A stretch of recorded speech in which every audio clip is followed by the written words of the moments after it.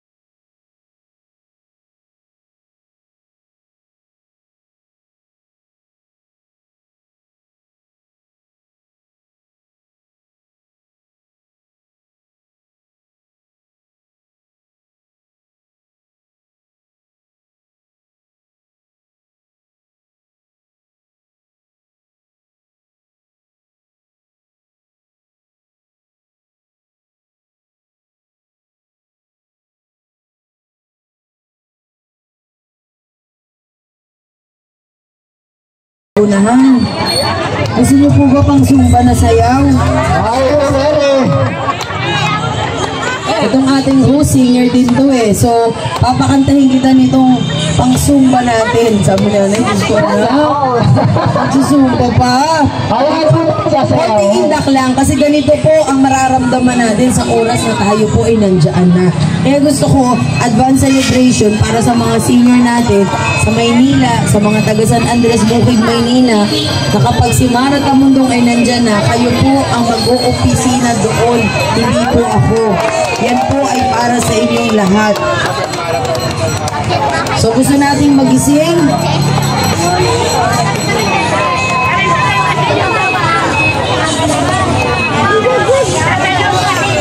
O, sayo-sayo lang. Indak-indak lang. Huwag naman po kayo mag-away.